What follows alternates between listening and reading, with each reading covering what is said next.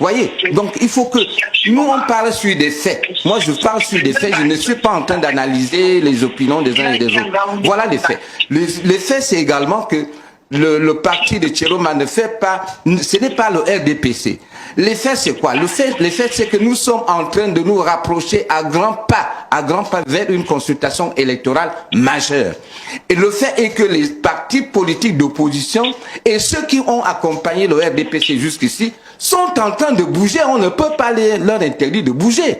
On ne peut pas. Et quand vous écoutez le discours de Tchiroma, moi je me base encore sur les faits. Qu'est-ce que Tchiroma dit? Tchiroma a égrène un certain nombre de griefs, hein, n'est-ce pas, qu'il recense sur le terrain parce qu'elle a des élus sur le terrain et qui lui rapporte des faits. Quand j'ai écouté ses sorties, il fait un réquisitoire ou non, il fait une litanie, voilà, une litanie de griefs qui sont présentés par ces militants. Et maintenant, face à une élection électorale, enfin une consultation électorale qui approche, il dit, ben, il veut assumer, mais il dit, ben d'accord, moi je veux assumer, mais je n'ai pas entièrement la responsabilité de ça. C'est compris. Hervé, vous avez 1 minute, allez-y. Alors, ce que j'ai voulu dire à mon excellent ami et grand frère Xavier, vous vous rendez compte, il vient de donner encore une information qui rend plus grave ses propos, parce que le Premier ministre serait donc accompagné dans un moment important avec quelqu'un qui est contre la politique ou qui conteste les résultats de notre politique.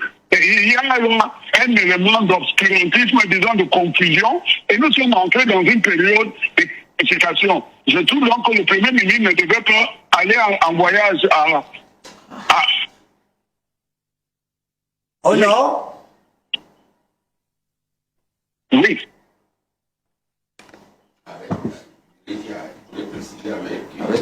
Ok. Hervé, vous êtes là? Oui, je suis là. Ah, c'est bon, alors vous avez terminé votre intervention. Alors, moi, mon propos, c'est que chaque parti est libre de répondre à la liberté. Je dis que ce n'est pas... Vous pensez que le Premier ministre ne doit pas voyager avec le ministre Tchiroma? Pardon? Vous pensez que le ministre et le PM ne doivent pas voyager avec Tchiroma parce qu'il a des... Écoutez, le PM ne peut pas voyager. C'est comme si vous demandez au PM de voyager avec Kabila Libi pour inaugurer un investissement public. Vous dites au président de voyager avec... mais Tchiroma est ministre. Tchiroma, jusqu'à ce matin, ministre, Hervé.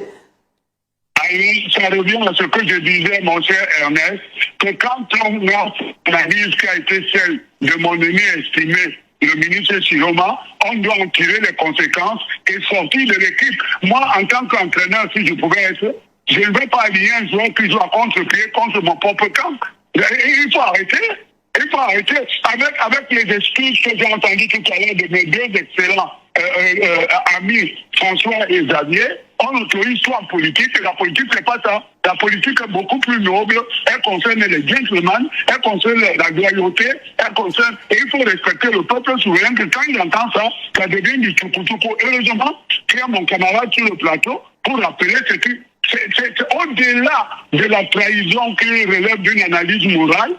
Je n'ai jamais vu, et Xavier et moi nous avons vécu en Europe très longtemps, je n'ai jamais vu un ministre qui tient tel propos contre le gouvernement dont il est membre et qui laisse 2 secondes. Et d'ailleurs, ça ne s'adresse pas à lui, ça s'adresse à ceux qui les désirent aussi. Vous avez dit qu'il faut qu'on tire les conséquences.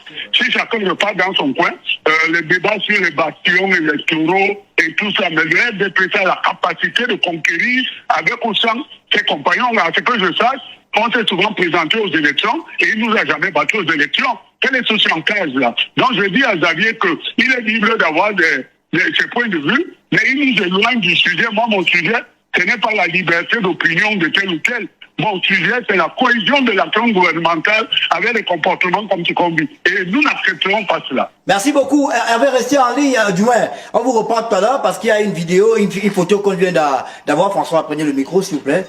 Une vidéo qui fait déjà également le tour de la toile. On ne sait pas si c'est un fake ou c'est une vidéo réelle. Celle du ministre Tchiroma encore. C'est pas une vidéo, c'est une photo. La régie nous fera signe dès que la photo. Aston, permettez à à François Bicoro de réagir encore. La régie, faites-nous signe dès que la photo est prête pour qu'on puisse la montrer à tout le monde, la vidéo de Issa Chiroma Bakary. Est-ce que vous n'êtes pas d'accord avec Hervé, hein? Non, je n'ai pas dit que je ne suis pas d'accord avec Hervé. C'est quel est Nous sommes dans une même maison, mais je crois que lui regardait par la fenêtre, moi je regardais dans la cour. La première réalité, et il a dit lui-même, le RDPC n'a pas besoin de Issa Chiroma pour exister. Pourquoi on fait un débat? Regardez la vidéo. Est-ce qu'on ne sait pas, on va peut-être l'authentifier plus tard. C'est deux photos. C'est une photo, autant pour moi, du ministre Chiroma, qui est, je crois qu'il est allé dans une école et il s'est assis sur le banc de... C'est une manière également d'estimer qu'il y a... Quand je vais encore vous dire que techniquement, les perspectives perpendiculaires de cette photo ne me permettent pas de dire qu'elle est réelle. Moi, j'ai fait le journalisme pour ne pas être bête. La perspective perpendiculaire. C'est mon temps, la photo. Ça s'appelle perspective perpendiculaire. Je regarde, c'est que la photo d'en bas. Vous allez voir qu'il y a un problème. Il y a un collage. Après, on va encore me dire que je ne suis pas un bon militaire. On va appeler le ministre Chiroma demain pour qu'il nous dise... Mais ce que je dis, et Hervé a conclu par ça, le RDPC n'a pas besoin de Issa Chiroma Bakary pour vivre. La preuve au Nord, le RDPC est champion de tout. L'alliance entre le RDPC et M. Issa Chiroma Bakary, comme les autres alliances, depuis que le RDPC est au pouvoir, sont faits de hauts et de bas. Sauf que les autres hauts et bas étaient des hauts et bas proclamés. Je vous ai pris l'exemple de quelqu'un dont le mandat était fini, et il paraît que nous sommes aussi en fin de mandat, qui a mangé avec le président de la République, qui l'a félicité pour les 7 ans qu'il a passés, et qui, au sortir de cette rencontre entre le père et le frère, a dit qu'il vient de démissionner d'un gouvernement qui n'existe pas. Et il perdure aujourd'hui dans cette situation. On a vu d'autres personnes qui ont paniqué à un moment donné. Parce qu'on peut aussi dire qu'avant que M. Issa Chiroma entre au gouvernement, est-ce qu'il avait changé? Est-ce qu'il ne disait pas ce genre de choses un peu plus violentes? Oui, il le disait. Est-ce qu'actuellement, il n'y a pas un membre du gouvernement qui disait pire? Nous sommes dans la gestion de l'État.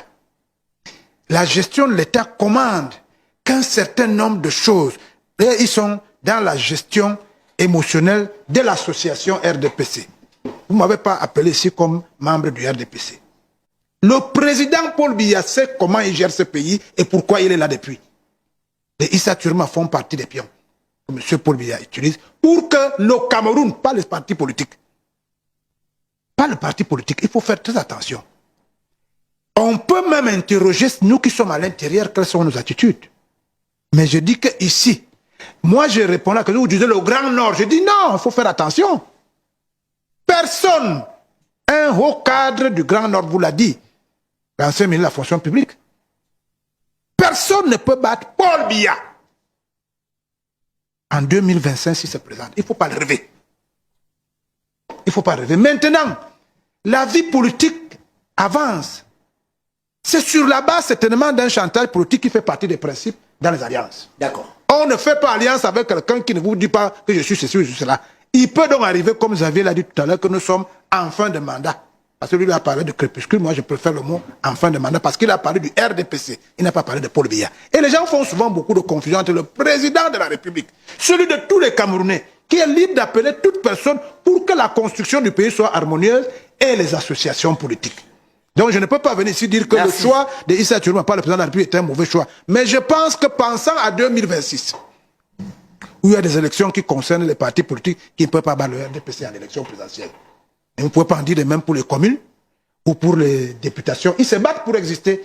Il peut donc arriver, si tel est que son propos familial, que je dis encore, a été dit, qu'il parlait aux gens dont il voulait arracher une mairie ou un poste de député en 2026. Mais pour 2025, chers camarades, vraiment, il ne faut pas qu'on vienne donner l'impression ici que le propos de Issa Chiroma peut remettre en cause la qualité de gouvernance du RDPC. Xavier, on va sortir par Lucien. Peut-être qu'Aston va aussi dire un mot. Allez-y, allons-y rapidement. Je crois qu'il y a deux attitudes qu'on devrait entretenir face à ce que nous sommes en train de dire là, c'est-à-dire les sorties de Chiroma. Ces attitudes, c'est lesquelles? La première attitude, c'est une réaction qui devrait être celle du RDPC. Nous avons vu la mobilisation de Chiroma. Il a mobilisé les populations dans l'Adamawa, il a mobilisé au nord, il a mobilisé dans l'extrême nord. Il a mobilisé, qu'on le veuille ou non. Il y a eu foule. Alors maintenant, cette attitude consisterait au RDPC d'en faire autant. Il faut le faire autant. Ce sont des réactions politiques fortes. Il faut qu'il en fasse autant pour voir. Parce que Chiroma, il dit ceci, il pense ceci. À la prochaine consultation électorale, au cas où le RDPC n'a pas d'argument, lui, il est en mesure de parler en disant, voici une population que je suis prêt à offrir. Il peut se positionner comme cela. Voilà, je suis populaire, voici une population que je suis capable de mobiliser. Il faut que le RDPC en fasse autant. Voilà. Et puis, les observateurs comme nous, on va les juger. Alors, si on se focalise au fait que un homme politique qui a une chapelle différente de celle qui est au pouvoir, c'est pas parce ils gouvernent ensemble, chacun a sa chapelle politique. Au moment où cette échéance s'approche, chacun a intérêt à faire une démonstration de force. Voici ce que je pèse. Si le RDPC revient demain, gagne les élections demain, je suis quelqu'un avec qui il faut compter. Qu'on le veuille ou non. C'est ça une démarche politique. Si le RDPC remporte, mais Chiroma va aller en campagne et il va dire, il est en mesure de démontrer au septentrion, avec ces 3 régions, que je ne suis pas n'importe qui, je pèse. Ce sont des stratégies politiques. Moi, je pense que, au lieu de se focaliser là dans des condamnations, que pourquoi il a fait ça, c'est une trahison, il faut également aller à la charge avec un argument contraire, il faut répliquer. Je sais qu'il faut faire. D'accord. Lucien, vous avez le mot de fin avant d'écouter... Alors, je dois dire ici que nous sommes en démocratie. Je crois que ce soit le grand frère Bikoro ou le grand frère Messi, vous connaissez très bien comment fonctionne la démocratie, comment fonctionnent les alliances. Nous n'allons rien inventer au Cameroun. Ailleurs, quand vous avez une alliance avec le parti au pouvoir, quand vous n'êtes plus d'accord, avant de prendre une position, pour ne pas effriter la cohésion gouvernementale, vous démissionnez. À partir de là... Jean-Pierre Chevènement a dit, un ministre, ça ferme la gueule ou ça démissionne. C'est l'attitude de Ita Chiroma que nous sommes en train de condamner aujourd'hui.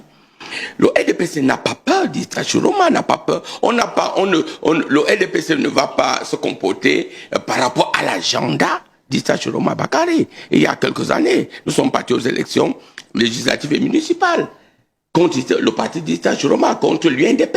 Et nous avons gagné. Nous sommes majoritaires au Grand Nord. C'est donc, nous sommes en train de dénoncer les militants du RDPC qui sont engagés. Nous disons que vous ne pouvez pas être au gouvernement dirigé par le RDPC. Avec l'alliance, vous avez signé une certaine alliance avec nous. Nous cheminons ensemble. Si vous voulez déjà critiquer notre vision, notre stratégie, vous démissionnez. Et c'est ça qu'Hervé est en train de dire. Tout ce que nous allons dire Ita Chiroma a fait ceci, il faut qu'il continue. Non. On dit qu'il faut être conséquent vis-à-vis de lui-même. Parce qu'aujourd'hui, ça frise quand même. Et imaginez un conseil ministériel ou un cabinet présidé peut-être par le Premier ministre ou le Président de la République avec Ita Chiroma, qui est totalement maintenant en critique vis-à-vis des actions que notre gouvernement est en train de poser. Alors qu'il est ministre de l'Emploi, s'il y a une politique de l'emploi aujourd'hui, qu'est-ce que le gouvernement va dire? D'autant plus que lui, il est totalement en train de nous critiquer. Nous demandons purement et simplement la démission de M. Ita Chiroma. Merci. Aston, je crois que vous voulez dire juste en quelques secondes. Parce que oui, je vais juste dire que, vous savez, nous, la jeunesse, nous sommes les historiens du futur. Et on écoute les uns et les autres, mais je me rends compte qu'on condamne certains pour leur incohérence. Qui n'a jamais été incohérent? Je suis seulement déçu qu'on dise aujourd'hui qu'Issa Chiroma Bakary ne soit pas un homme politique de poids. Je pense quand même que ses actes et ses actions politiques ne sont plus à démontrer. C'est quelqu'un qui a beaucoup fait et qui est un allié de poids et de premier rang pour le RDPC. Et aujourd'hui, la preuve, c'est qu'on parle de sa sortie. Mais je sais tout de même que sa sortie n'est pas faite au hasard. Peut-être que, en tant que ministre, effectivement, en tant que ministre, il ne fait pas assez entendre par ses collègues. Et aujourd'hui, il veut passer le message de dire, je suis toujours là. Et je peux faire des choses plus belles encore. Voilà ce qu'on pouvait dire aujourd'hui, mesdames et messieurs. On retient Les informations du jour, Jérémy Sorel Nditap suspendu pour 5 ans par la Fédération camerounaise de football et le secrétaire général du SNAFOC également. Maître Ngos suspendu pour 2 ans. Vous avez également suivi au cours de cette émission l'intervention de Kumbondo qui a essayé d'expliquer, de légitimer sa rencontre avec les membres de la brigade anti-Sardina. Lucien Bidima, militant du RDPC, est clair, tout comme Hervé Manuel, comme Issa Turoma doit démissionner. Ce n'est pas la position de François Bikoro. Merci d'avoir été avec nous ce matin. Vous avez, monsieur, on vous dit infiniment merci d'être venu par ici. Merci, vous m'avez promis, vous m'avez promis de me donner la parole sur l'Iran, le Moyen-Orient. J'ai attendu cela parce que Hervé, regardez ce que vous avez créé, Hervé. Le Cameroun donne toujours l'impression de vivre dans un monde à part. Comme tout ce qui se passe autour de nous ne nous concerne pas. On prend 20 minutes demain pour en parler. Surtout que ce soir, l'Iran annonce une journée particulière, Israël annonce une journée spéciale. On ne sait pas ce qui va se passer, on en parle demain. Est-ce que je peux vous prier d'être là demain, s'il vous plaît? Ben demain c'est... oui, c'est jeudi. Bon, je vous remercie pas infiniment. pour parler de ce merci pour la confiance. François, ça va? Vous avez un peu refroidi par Hervé? Non, nous sommes des adultes. Vous avez dû remarquer que depuis peu de 10 ans que vous me voyez côtoyer Xavier Messé, on n'a pas les mêmes points de vue, mais on est resté courtois. C'est ce qui vous manque aujourd'hui. Vous avez l'impression que donner le coup de poing à tous les vieillards de la République vous fera prendre leur place. Merci. Ce n'est pas possible. Merci beaucoup. Merci. Donc merci. Ne vous gênez pas. Tant que vous nous mettrez ensemble, vous allez voir qu'on va vous donner la photographie du Cameroun de demain. Il est actuellement au Cameroun, c'est le meilleur gardien camerounais, meilleur gardien africain. Actuellement, André Onana. On lui fait un coucou. Si jamais il regardait l'émission, on fait également un coucou au DRPJ, le commissaire divisionnaire Moïse Emané, qui est un téléspectateur fidèle de l'émission. Mesdames, messieurs, n'oubliez pas. Aston, tu as oublié, tu devais faire un coucou à un très grand gendarme du 7. Un grand gendarme du 7, il s'appelle le chef Manassé. Voilà. Et je voulais également faire un coucou au commandant du PECOPS, le colonel Nana, qui nous regarde. Colonel Nana Oui, et le commandant de la Légion de Colonel Nana, il nous a d'ailleurs dit que vos amitiés comme ça. Le colonel Nana et moi, c'est colonel. Non, vraiment, la gendarmerie avance, c'est bon. Le jeune gardien camerounais qui a joué contre le Brésil au Qatar. Oui, il ne faut pas oublier ces garçons-là. Il a de l'avenir. D'accord, merci. Il faut le rassurer. Ok, d'accord. Midjom Tissine qui est central 4, commissaire divisionnaire. Elle fait un travail formidable. Elle est formidable. Il y a quelqu'un qui nous a Elle est belle, elle est intelligente, elle est engagée. Elle ne fait pas comme les autres policiers. Elle dit mon gars, mets-toi de côté, le président va passer. On va rappeler qu'il y a quelqu'un qui a écrit des boulevards qui me demande de mettre instant chanson dans les églisiens et que ça fait beaucoup de bien aux gens d'écouter comment les hommes politiques chantent. Mais Xavier n'a pas chanté, c'est quand même incroyable. Xavier n'est pas un homme politique. Les autres ont comme bande politique. Vous allez voir que le RDPC s'arrête, je crois, 65% des bandes politiques. Mais les Camerounais, il ne faut pas les aider à voter par rapport à ce qu'un leader a dit de l'autre. Il faut les laisser voter en leur âme et conscience. Je dis encore qu'en communication, on ne m'a pas dit ce qui s'est dit avant. On ne m'a pas dit ce qui se dit après. On ne m'a pas dit le contexte dans lequel il se trouvait. Le directeur de cabinet de monsieur le président de l'Assemblée, très honorable Cavaille, a eu le même problème dans son village. Est-ce que vous permettez qu'on... On lui pose une mauvaise question, on n'a pas de réponse. Il dit, je vais me battre pour que vous ayez les postes. On dit, il a dit ceci. Hervé. C'est allé dans tous les sens. Bonjour. J'ai connu en train de nous faire la danse, ma fille. Il faut que j'intervienne. Allez-y, vous écoutez l'émission en direct. Alors, vous avez écouté François Bikoro, quelle est votre réaction? Oui, je vais répondre à Bikoro. Allez-y. François. Oui, bonjour. Bonjour, François. Il a répondu, allez-y Hervé, on vous écoute. Oui, merci de me donner la parole parce que vous avez deux excellents médiateurs en direct, mes amis en plus, mon aîné Xavier et mon frère François. Je crois que là, François est en train de faire vraiment ce qui est surprenant de sa part, une langue de bois incroyable. Même quand on fait les examens de philosophie, le commentaire de texte ne se fait pas avec ce style-là. François, là, tu es étonnant. En tout cas, si ces propos sont avérés, même si c'est découpé en 1000 morceaux, c'est quelque chose d'une extrême gravité pour plusieurs raisons. D'abord parce que un membre du gouvernement, même à son domicile, même dans sa famille, ne s'exprime pas, ne se lâche pas comme ça. Il ne dit pas des choses qu'il ne pense pas, et surtout des choses qui peuvent porter atteinte à la cohésion de l'action gouvernementale, dont il fait partie de l'équipe depuis 20 ans au moins. Non, tu ris, François, je te vois en direct, mais je crois qu'on ne peut pas en rire dans un moment comme celui-ci. D'abord, nous entrons dans une période de clarification, et nous sommes dans une période aussi, une haute saison de démagogie pour plusieurs. D'abord, l'association entre le RDPC et les partis qui se sont adjoints à la majorité présidentielle, ce n'est pas un mariage forcé. On y entre librement comme on peut en ressortir librement. Mais ce qui me touche, parce que j'ai beaucoup d'estime personnelle pour mon aîné Issa Chiroma, c'est l'opportunité d'une telle sortie qui porte plutôt atteinte à la cohésion de l'équipe. Tu ne peux pas aligner des joueurs qui jouent à contre-pied dans un match aussi important que celui pour lequel. Nous n'acceptons pas, si c'est ce qu'ils pensent, même si c'est en quelques morceaux, c'est d'une extrême gravité, François. Ça veut dire que nous sommes avec des gens qui ne disent pas ce qu'ils pensent, et surtout, quand vous avez un ministre qui a une telle expérience gouvernementale, il a été ministre 4 ans des Transports, il a quand même un bilan à faire aussi pour le ministère. Il a été ministre de la Communication, je ne sais pas combien d'années, et le ministre de l'Emploi et de la Formation professionnelle, et il dit qu'on triple les concours, il dit que les femmes ne se marient plus, il dit que même si c'est quelqu'un qui vient leur demander lui-même, ça veut dire que c'est le diable. Vous voyez jusqu'à quel niveau et la force des mots qui ont été utilisés. Je crois qu'il faut revenir au sérieux. Ça ne peut pas continuer comme ça. Ça ne peut pas continuer. C'est un substitut au faux débat aérien de mandat impératif représentatif.